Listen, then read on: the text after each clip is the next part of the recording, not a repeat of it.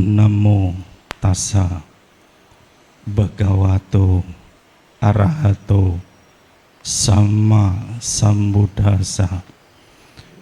Namo tassa bhagavato arahato sama sambuddhassa.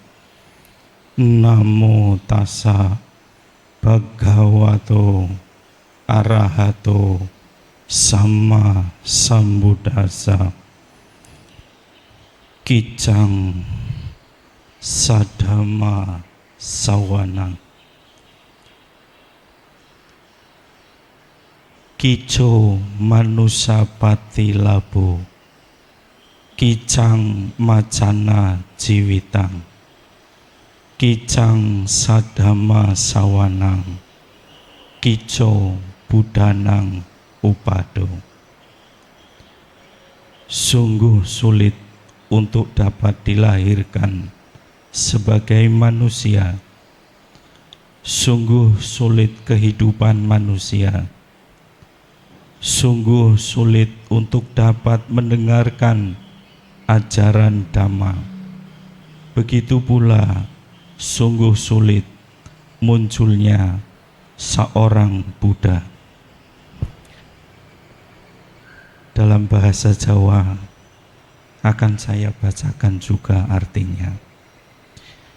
Angel banget dilahirake dadi manungso. Angel banget penguripane manungso. Angel banget bisa ngrungu piwulang pitutur kasunyatan. Mengkono uga angel banget munggah dumadining sawijining Buddha. Ibu bapak saudara-saudari sedama, Sukihoto, Namo Buddhaya.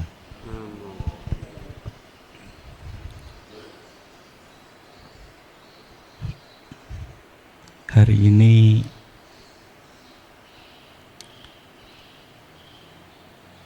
yang hadir para dewanya lebih banyak. Mungkin karena umatnya ada kegiatan keagamaan di luar kota, sehingga para dewa-dewi di sini hadir lebih banyak. Ya, Bapak Ibu sekalian, pada kesempatan yang baik ini saya mencoba sharing Dhamma yang bertema kemuliaan kelahiran sebagai manusia. Jadi Bapak Ibu sekalian, pada pagi hari ini saya tidak akan membahas perihal penderitaan, ya, tidak membahas penderitaan, tetapi membahas kemuliaan. Ya, tadi bahwa orang yang lahir jadi manusia itu ini sesungguhnya memiliki keluhuran, ya. Apalagi kita mengenal ajaran Dhamma, kita masih memiliki kesempatan mengenal ajaran Sang Buddha. Dengan demikian, sesungguhnya kita adalah orang yang beruntung, ya, dalam kehidupan ini sebagai manusia.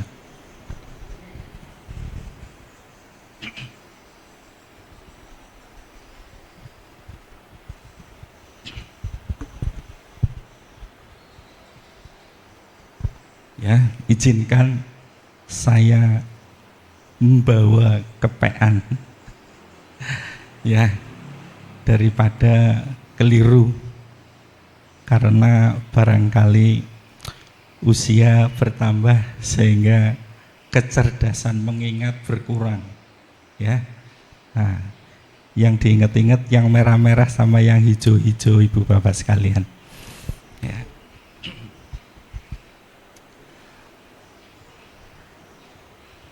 Bapak Ibu sekalian, ya, ini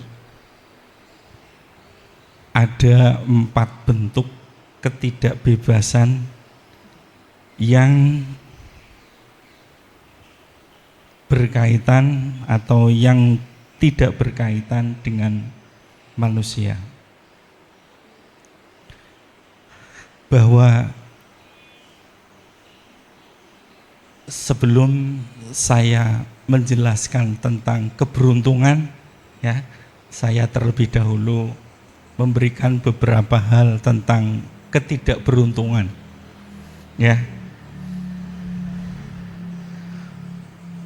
Pertama, kita terbebas dari kelahiran yang menakutkan, atau kita terbebas dari kelahiran sebagai makhluk di neraka, ya. Jadi karena kita sudah lahir jadi manusia, maka kita terbebas dari kelahiran dari neraka. Neraka yang alam, ya. Tapi mungkin kalau neraka kehidupan belum tentu jaminan. Ya, artinya ada orang yang mengenal Dhamma, kehidupannya masih ada di dalam neraka. Itu neraka batinnya dia sendiri. Artinya belum bisa mempraktekkan Dhamma sehingga membuat batin menjadi surga. Yang kedua, Bapak Ibu sekalian, kita keberuntung bahwa kita terbebas dari kelahiran sebagai hantu yang kelaparan dan kehausan. Manakala kita lapar, wajar. Manakala kita haus, wajar. Tetapi kehausan, kelaparan di alam, ya, yang hantu itu sangat berbeda dengan kita. Ya, kalau meta haus pergi sebentar sudah dapat air 1 gelas, minum. Kalau kita lapar tinggal klik klik klik klik klik, Gojek, Grab ngirim makanan. Tetapi di alam hantu kelaparan nggak ada model klik klik klik klik terus Gojek ngirim makanan, nggak ada. Kemudian kalau kehausan juga dengan spontan bisa mendapatkan air yang menyejukkan. Itulah sangat perbedaannya yang jauh sekali. Nah, kita sudah terbebas dari itu. Yang ketiga, Bapak Ibu sekalian, kita terbebas dari kelahiran sebagai binatang. Nah, ini Bapak Ibu sekalian, kita terbebas dari kelahiran sebagai binatang. Beberapa hari yang lalu saya mengikuti kegiatan Katina di Temanggung, di Rejosari, yang ceramah Biku Santa Cito. Beliau mengatakan dia pernah diundang oleh umat Buddha untuk membacakan Parita Awamanggala. Ternyata yang meninggal itu bukan manusia, yang meninggal itu peliharaannya, anjing. Ya, sampai sebegitunya yang punya anjing ini sayang pada anjingnya supaya dia lahir jadi manusia mungkin. Sehingga diundanglah biku itu untuk membaca Parita. Dan jauh yang lebih mengejutkan, petinya anjing itu harganya 500 juta, Bapak Ibu sekalian. Ya, itu kalau buat rumah kan jadi rumah yang cukup bagus. Ya, jadi orang yang sangat luar biasa. Dia berikan kehormatan atau penghormatan kepada binatang. Tapi apakah kita mau lahir jadi binatang yang seperti itu? Tidak. Jadi ada keistimewaan, ya, ada kemuliaan lahir menjadi manusia. Nggak ada ini satu orang pun yang hadir di sini pengen lahir jadi binatang. Meskipun binatang itu sudah mengenal damai. Nah sekarang yang lagi viral, kucing. Siapa namanya? Bobi Kertanegara. Ya, kucingnya Bapak Presiden. Ya, kan luar biasa itu. Bagaimana kucing yang punya asisten rumah tangga sendiri, bahkan makannya, tidurnya, sampai kepada segala sesuatunya. Ya. Nah, tetapi apakah kita mau? Nah, kita sudah terbebas lahir dari binatang. Maka kesempatan lahir menjadi manusia adalah kemuliaan. Yang keempat, kita terbebas dari kelahiran sebagai dewa yang berumur panjang. Ya. Dewa yang berumur panjang. Dewa yang berumur 84.000 mahakalpa. Ya. Kenapa menjadi dewa yang berumur panjang itu kok ada juga penderitaannya? Karena apa? Karena di alam yang panjang ini tidak memiliki kesempatan untuk mengenal ajaran Buddha. Ya. Jadi tidak bisa. Yang bisa mengenal ajaran Buddha itu para dewa yang lebih di bawahnya. Itulah sebabnya ketika Sang Buddha mengajarkan Abhidhamma kepada para dewa, berada di tempat surga Tawatimsa. Ya, antara surga Tusita Tawatimsa, mereka bisa saling berkunjung. Kok kenapa tidak dibabarkan di alam Mahabrahma?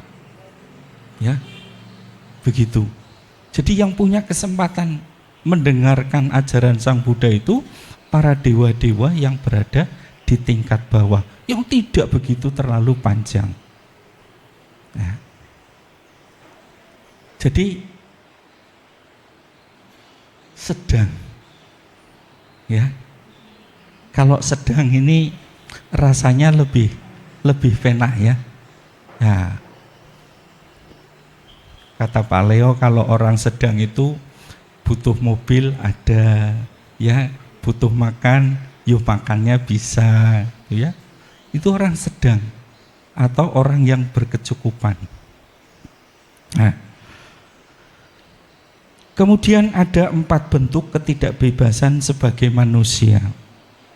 Terlahir di daerah yang terpencil, yang tidak mempunyai akses untuk memperoleh pendidikan yang memadai. Ya, jadi kita sudah berada di perkotaan, di mana lebih mudah mengakses pengetahuan, mengakses pendidikan atau sekolah, ketimbang mereka-mereka yang lahir di daerah terpencil, jauh sekali dengan ya fasilitas pendidikan. Nah, pendidikan itu mengubah kehidupan dia dengan pengetahuan yang luhur, mengubah pandangan dia menjadi pandangan yang benar pula. Nah, kita merasa bersyukur, ya, bersyukur keadaan kita lahir di perkotaan, tidak lahir di daerah yang terpencil, yang sangat busuk sekali. Ya, Bapak Ibu sekalian kadang sering kirim WA, video, ya, bagaimana kehidupan di pedalaman di Cina. Ya, orang sampai naik tangga harus ya berjuang yang begitu hebatnya untuk bersekolah. Nah, tetapi kadang-kala kita tidak bisa mensyukuri, atau ada orang yang tidak bisa mensyukuri. Sekolah sudah dekat, tidak bayar, nggak mau sekolah. Nah itu, ya, nggak mau sekolah, malah ngikutnya anak pang. Katanya jadi anak pang lebih bebas dari jadi siswa. Nah itu kan memiliki pandangan yang salah, ya. Nah kita sudah tidak dilahirkan di tempat yang terpencil. Itu bentuk keluhuran kita. Itu bentuk karma baik kita. Ya, meskipun kita tidak bisa memilih di mana kita dilahirkan, tapi minimal kita memiliki timbunan karma yang baik. Yang kedua, terlahir di daerah yang tidak ada akses Buddha Dharma. Nah, lahir di daerah yang tidak ada Buddha Dhammanya, ya, susah untuk menjadi umat Buddha. Ya, saya pernah mendengar seorang warga Malaysia pindah warga negara karena kepengin jadi umat Buddha. Ya, hanya karena kepengin jadi umat Buddha, dia pindah warga negara. Ya kan? Nah, jadi dia merasa bahwa agama Buddha sangat bermanfaat buat kehidupan dia. Dan betapa sulitnya dia di situ untuk menjadi umat Buddha. Ya. Sehingga untuk bisa menjadi umat Buddha, dia harus pergi dari tempat itu. Apalagi di daerah tertentu, ada yang begitu menjadi umat Buddha, taruhannya nyawa. Ya. Taruhannya nyawa. Bisa didor, bisa dibunuh. Karena sudah murtad. Itu, ya. Jadi kita sudah bersyukur sebenarnya, ya, ada akses Buddha Dharma. Dan begitu banyak akses Buddha Dharma, ya, dari yang YouTube, yang Facebook, yang WA, yang Instagram, yang apalagi, ya, macam-macam, ya, sampai pada seperti ini, yang membuat harus kakinya lama-lama kesemutan, tetapi demi manfaat Dhamma. Bapak Ibu sekalian, perjuangkan mendengarkan uraian Dhamma. Terlahir di suatu daerah yang terdapat ajaran Buddha, namun memiliki kultural yang sangat terbatas atau tidak bisa berpraktek Dhamma. Ya, tidak bisa berpraktek Dhamma yang lebih luas. Artinya sebenarnya punya kesempatan untuk mempelajari Dhamma, tapi wiharanya jauh banget.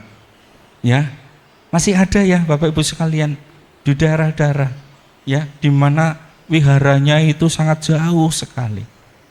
Ya, bahkan kadang untuk menerima pendidikan agama Buddha itu sulit, nggak ada gurunya Bapak Ibu sekalian. Ya, jadi dia akses Dharma ada sebenarnya, tapi untuk mendapatkan bimbingan dari seorang guru yang sesuai dengan agamanya itu sulit, karena ia lahir di pedesaan, dia sekolah di pedesaan, yang di situ tidak ada guru agamanya. Ya. Dulu saya ketika awal-awal mula jadi umat Buddha juga begitu. Ya. Bisanya hanya membaca buku-buku. Karena tidak ada guru agama Buddhanya, itu tidak ada. Mau tidak mau harus mengikuti agama yang lain. Ya. Sehingga dengan mengikuti agama yang lain, oh, saya pun bisa, ya. Tetapi sesungguhnya nilai keyakinannya lebih condong kepada agama Buddha.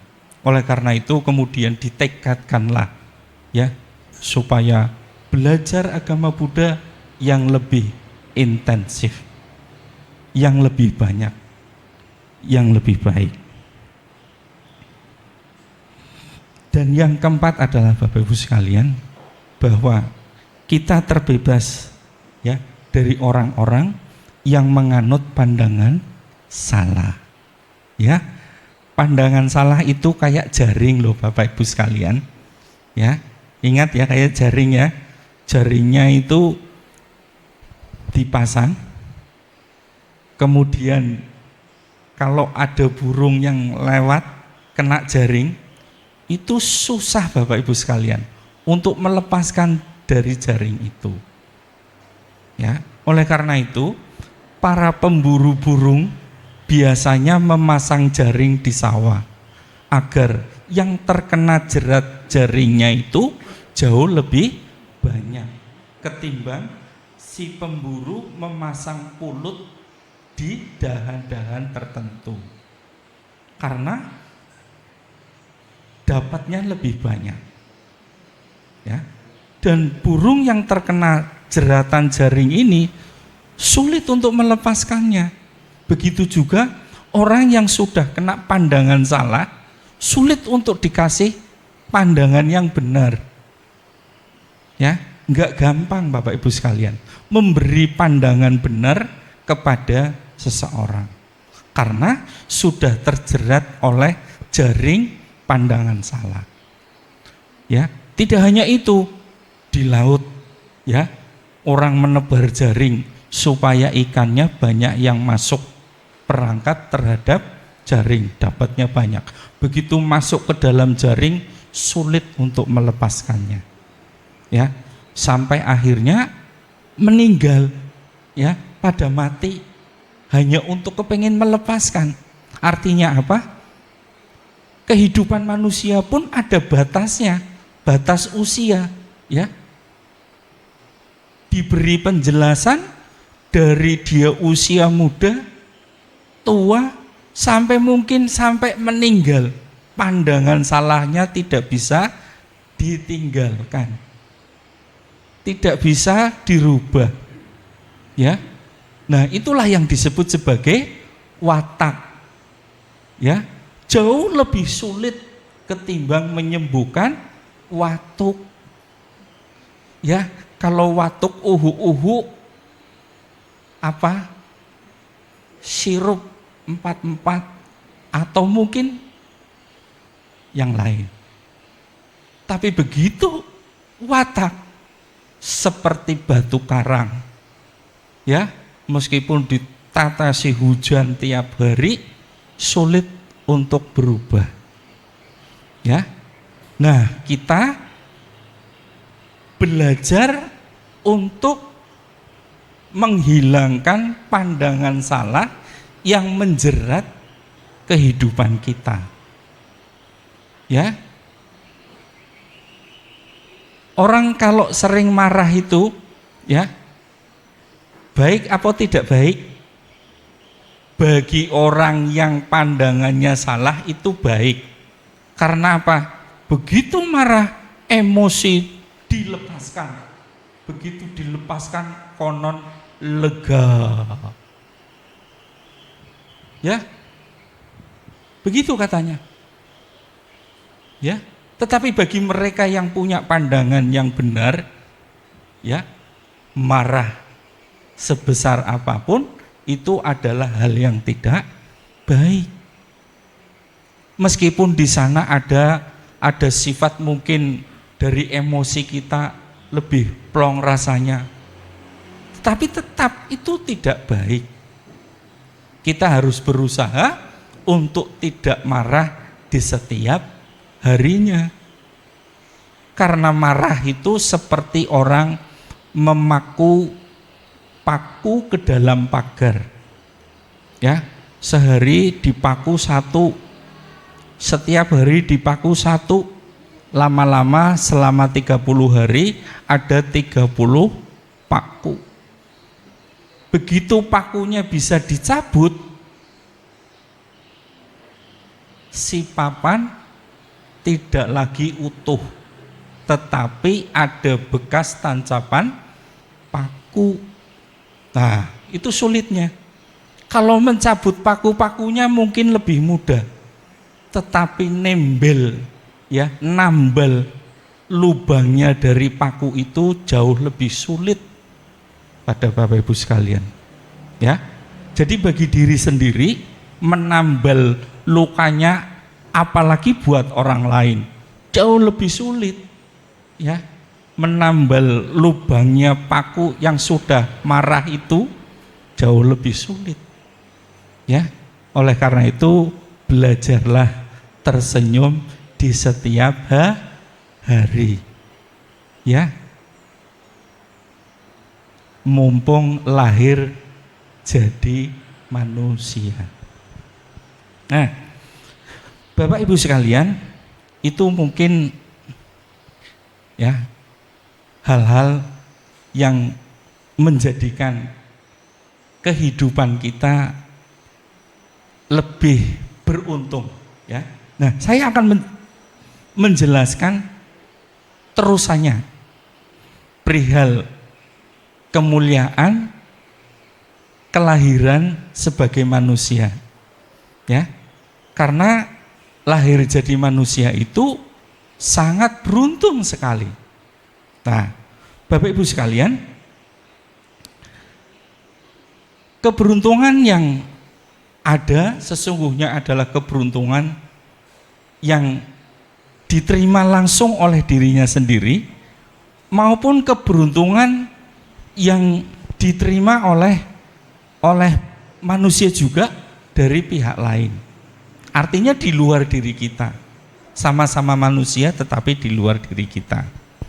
Ya, Bapak Ibu sekalian, kita lahir sebagai manusia dan jelas tidak ada keraguan bahwa kita menikmati kondisi sebagaimana adanya. Ya, Bapak Ibu sekalian, merasa bersyukur enggak hari ini bisa sehat atau hari ini bisa berkunjung ke Meta Wihara? Ya, itu harus disyukuri Bapak Ibu sekalian. Ya. Dan itu dinikmati dengan kebahagiaan. Ya, kalau kakinya semutan duduk bersila, ya wajar-wajar saja. Dirubah posisinya, semutnya hilang. Atau dikasih makan, di sebelahnya ada gula, nanti semutnya pindah ke gula.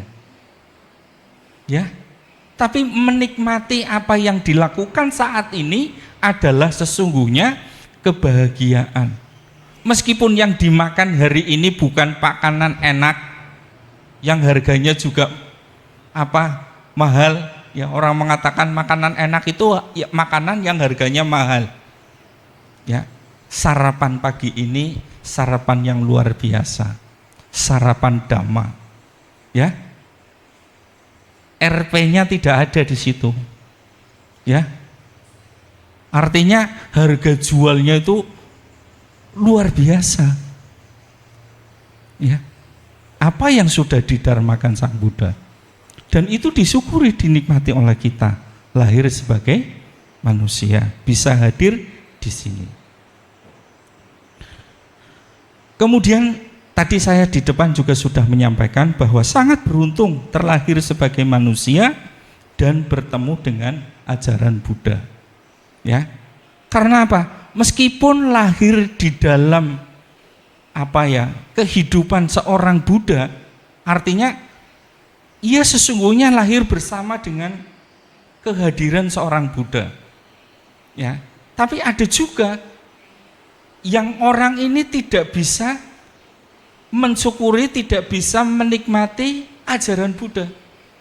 Ya, ada satu contoh itu, ya, dalam kehidupannya Sang Buddha. Sang Buddha pernah tinggal di satu wihara.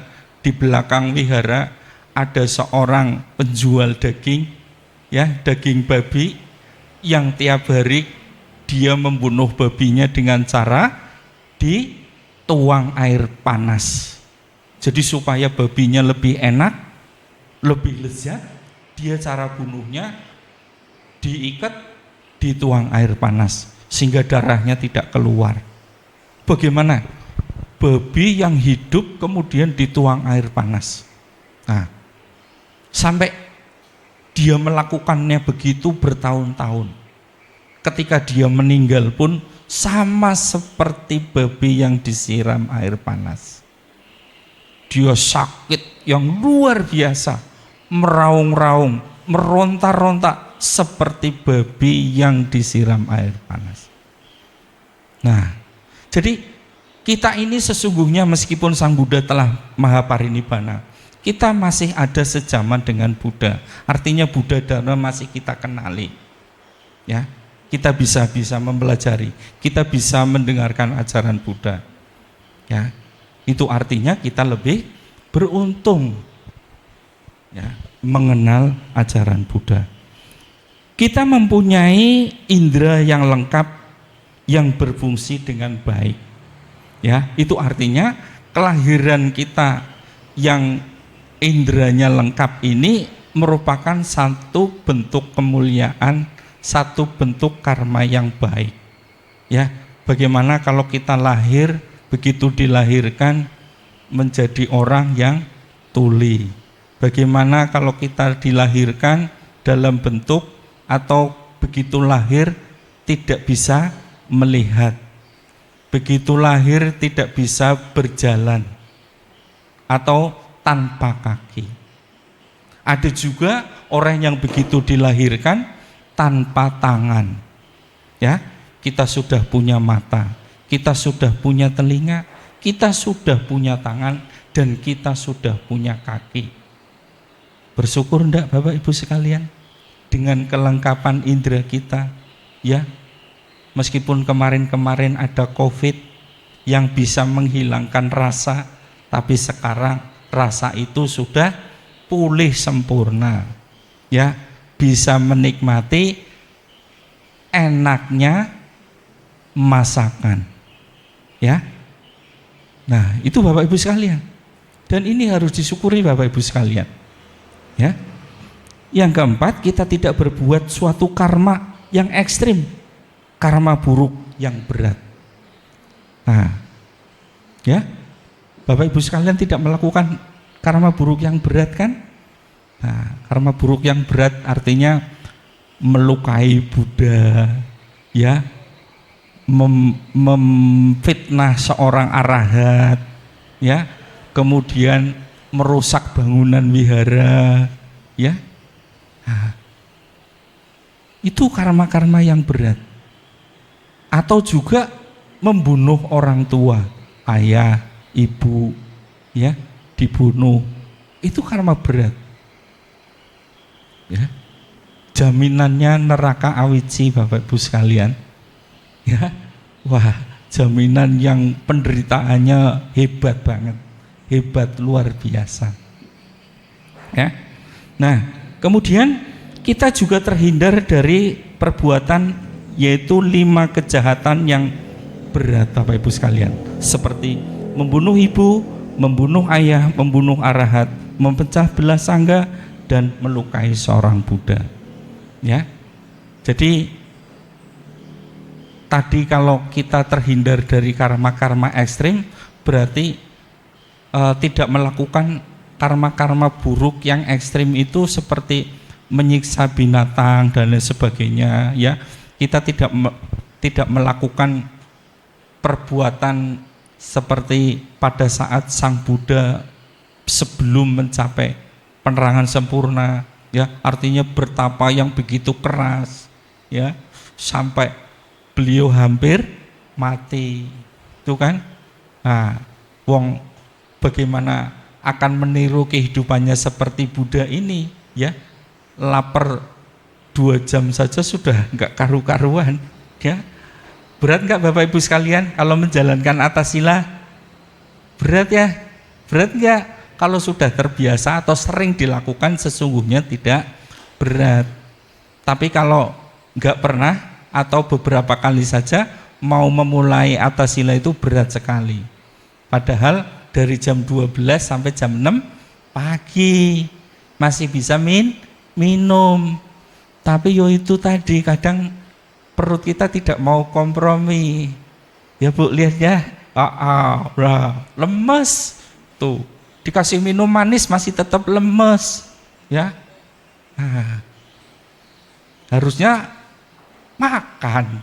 Nah, padahal cuma menghindari 2 kali makan. Ya. Mungkin kalau yang sesudah jam 12 ada yang 2 kali makan, tapi ada yang 1 kali makan. Artinya ada makan sore, ada makan malam, ya. Tapi ada juga yang cuma makan malam saja 1 kali. Selesai pagi sudah buka atas silanya, ya. Tapi nggak gampang karena tidak terbiasa atau tidak sering melakukannya itu.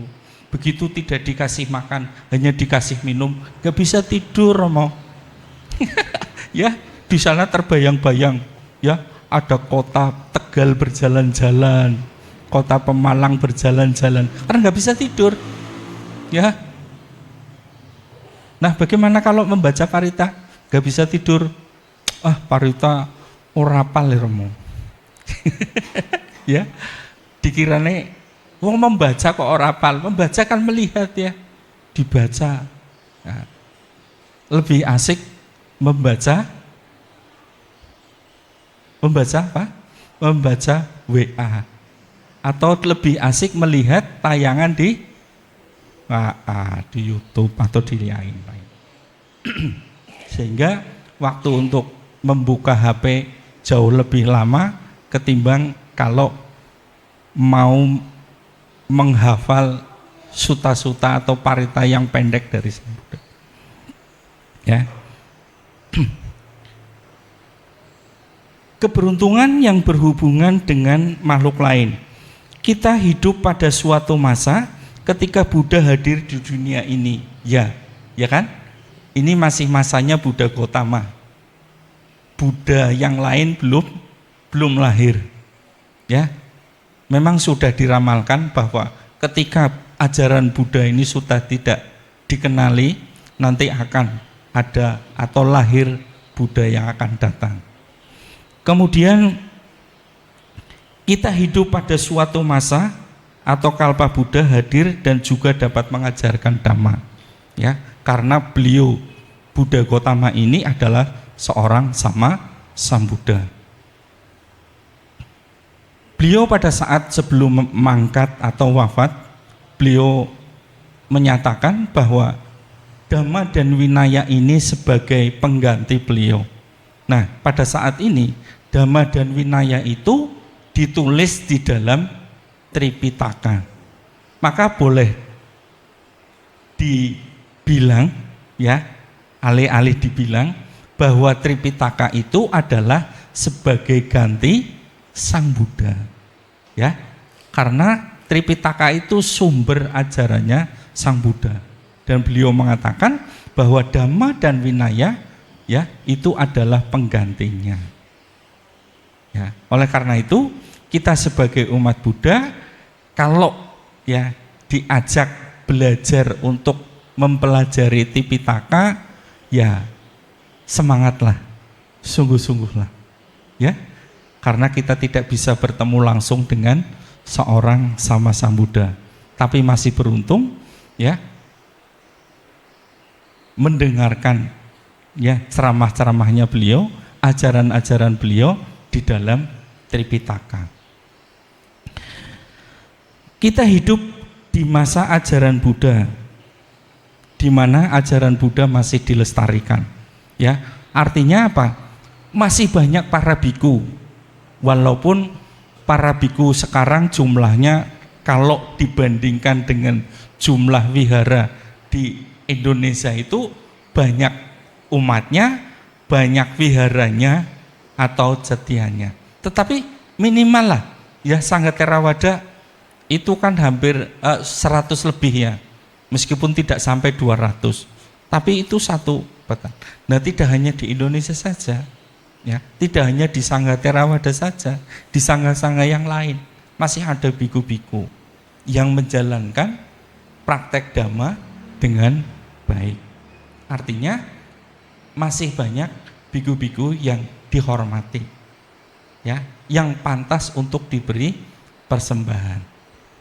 Nah, kemudian kita hidup di masa Buddha Dharma, ya, pada saat ini Bapak Ibu sekalian, ya, di mana praktisi-praktisi Dhamma masih juga dihormati atau praktisi-praktisi Dhamma masih ada di masyarakat. Artinya bagaimana? Kami sebagai para pandita yang istilahnya masih diberi kesempatan, ya, diberi kesempatan oleh Bapak Ibu sekalian untuk menyampaikan Dhamma. Itu artinya beliau atau Bapak Ibu sekalian itu masih memberi kesempatan Dhamma, ya, untuk bisa bertahan, untuk bisa lestari, ya, tidak hanya oleh para biku. Guru-guru yang ada di sekolah-sekolah juga masih mengajarkan Dhamma kepada siswa-siswanya. Itu artinya bahwa Dhamma masih lestari, Dhamma masih bisa dikenali. Tapi coba kalau guru-guru agama di sekolah sudah tidak ada, ya, para panditanya sudah tidak ada, nanti kalau orang pada menikah susah, ya, karena yang bisa menikahkan kan para pandita. Biku enggak boleh, karena beliau juga tidak menikah. Beliau bisanya memblessing, ya, tapi tidak bisa menikahkan. Yang bisa panditanya. Nah, itulah maka para biku bersepakat untuk mengangkat para pandita sebagai, ya, istilahnya orang yang melayani di bidangnya, ya, sebagai mitra para biku untuk melayani bidangnya. Tapi tidak hanya itu, sekarang berkembanglah itu tadi. Saya diberi kesempatan untuk ceramah kepada Bapak Ibu sekalian. Itu artinya apa? Saya harus meningkatkan kemampuan saya mengatakan sesuatu, ya, tidak hanya melihat perkawinan atau ada acara perkawinan saja, ya. Nah, kehadiran orang-orang yang mempunyai rasa belas kasih pada orang yang lain, itu artinya dengan diberikannya Dhamma secara intensif, ajaran cinta kasih Sang Buddha berkembang dari ilmu pengetahuan, dari teori menuju kepada hati masing-masing umat, sehingga umat bisa berpraktek cinta kasih di dalam kehidupannya sehari-hari itu. Dengan adanya bentuk cinta kasih yang sama-sama kita jalankan, maka ada keharmonisan di dalam kehidupan umat beragama seperti ini, ya. Begitulah Bapak Ibu sekalian, kita dihadapkan pada satu keistimewaan, satu kemuliaan, bahwa pada saat ini pun kita masih beruntung lahir sebagai manusia. Oleh karena kita beruntung, kita memiliki kemuliaan lahir sebagai manusia, mari dalam kehidupan kita, ya, sehari-hari kita tingkatkan praktek Dhamma itu, ya, untuk batinnya masing-masing, ya. Demikian Bapak Ibu sekalian yang ingin sampaikan pada pagi hari ini. Bila mana ada hal yang kurang berkenan, ya, pada Bapak Ibu sekalian, saya mohon maaf yang sebesar-besarnya, ya. Saya akhiri pembicaraan saya pada hari ini dengan Sabe Sata Bawantu Sukitata. Semoga semua makhluk hidup berbahagia. Sotihotu, Namo Buddhaya.